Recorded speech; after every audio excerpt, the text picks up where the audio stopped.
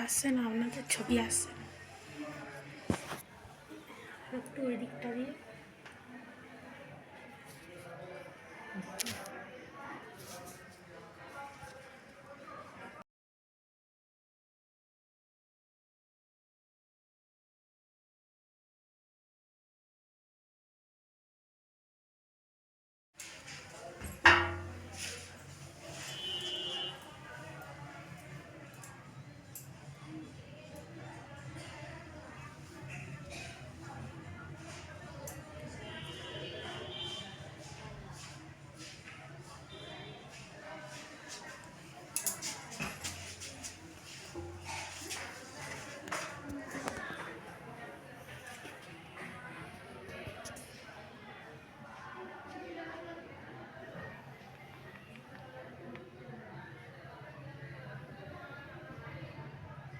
সেন্টারে হেল্পার নেই, আর লোকের গোয়াল ঘরে সেন্টার হয়।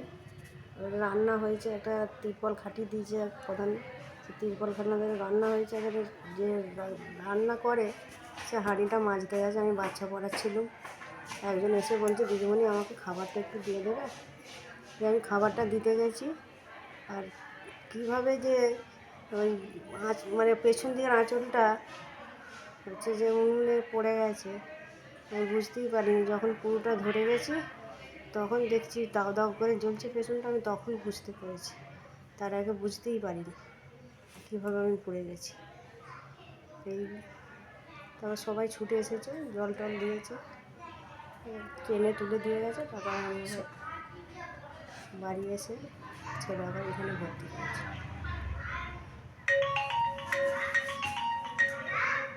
হেল্পার নেই, ওই একজন মানে প্রধানই রেখেছে, সে প্রধান কিছু টাকা দেয়, আমি কিছু টাকা দিই, দিয়ে একজনকে রাখা হয়েছে, সেই রান্না করে। আর হেল্পার নেই, অনেক দিন হলো হেল্পার নাই। আমার শরীর আগেও অসুস্থ হয়েছিল, আমি স্যারকে বলেছিলাম যে আমি স্যার আমার স্ট্রোক হয়েছিল, মানে ব্রেন আমার কাজ করছে না ঠিকঠাক, হেল্পার দেওয়ার জন্য বলেছি, বা অন্য চার্জে একজনকে দিতে বলেছি, স্যার তো দেননি, চার্জেও দেয়নি আর হেল্পারও দেয়নি। এভাবে ঘটেছে ঘটনা। সবথেকে বড় কথা, আমাদের আইসিডিএস কর্মীরা এতটাই, কর্মী আর হেল্পাররা এতটাই অসহায়।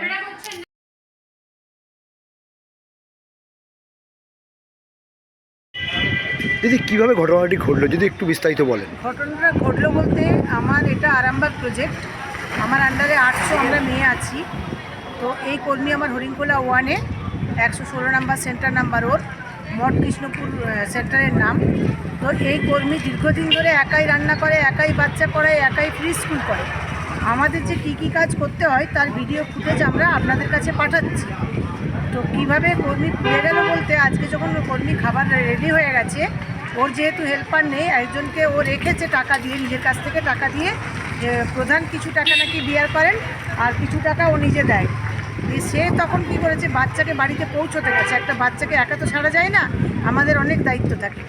সেই মুহূর্তে কোনো একজন মা বলেছে দিদিমণি খাবারটা আমার দিয়ে দিন, আমি বাড়ি যাব।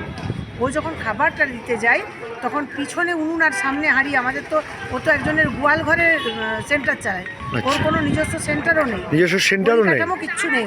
আচ্ছা। আর এবার ও যখন পিছন ফিরে খাবার দিতে যায়, ওর আঁচলে আগুন ধরে যায় এবং সঙ্গে সঙ্গে পুড়ে যায়। পুড়ে গিয়ে ওখানে এলাকার লোকের সহযোগিতায় আরামবাগ হসপিটাল ট্রেনে তুলে দেয়। ট্রেনে করে আরামবাগ এসেছিলো, আরামবাগ হসপিটালে বার্নওয়ার্ডে 4 নম্বর বেডে ভর্তি করা হয়েছে।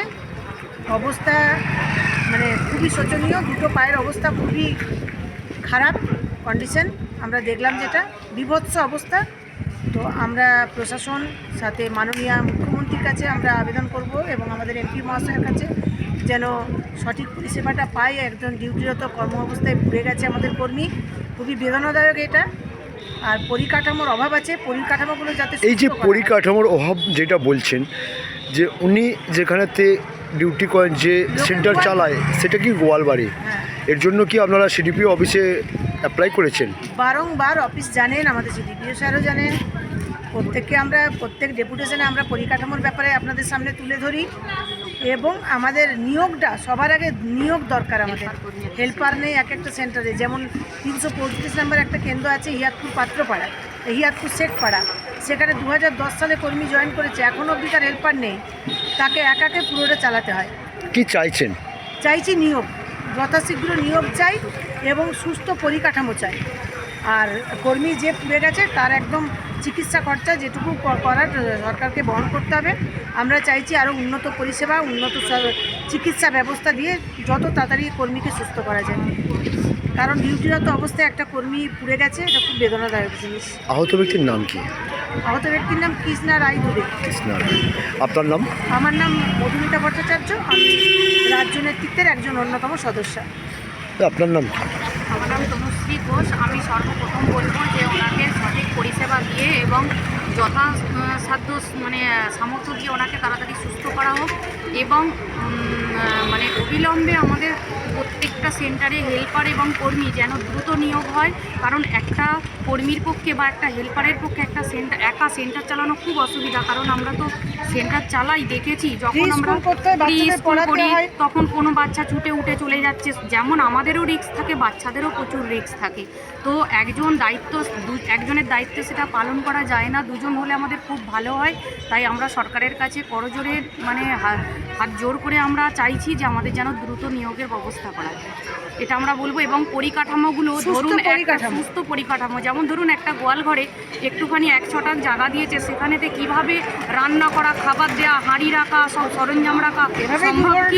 সেটা সম্ভব নয়, একটুখানি জায়গার মধ্যে সেটা কখনোই সম্ভব নয়। কিন্তু গোয়াল ঘরে যদি রান্না করা হয়, সেই খাবারও তো বিষাক্ত হতে পারে। খাবারও বিষাক্ত হতে পারে, সেটা খুব সচেতন হয়ে ঢাকা দিয়ে আমাদের কর্মীরা যত্ন সহকারে রান্না করে, তবু তাও রিস্ক রয়ে যায়। এলাকার লোক বিশেষ করে ছোট ছোট বাচ্চাদের যদি কিছু ক্ষতি হয়ে যায় তখন আমরা কিন্তু মেনে নিতে পারবো না, আমাদের খুবই কষ্ট হবে। কারণ আমরা ছোটোবেলা থেকে বাচ্চাগুলোকে মানুষ করছি কোলে পিঠে করে এবং তাদের বাড়ি বাড়ি পৌঁছে দিয়ে আসছি।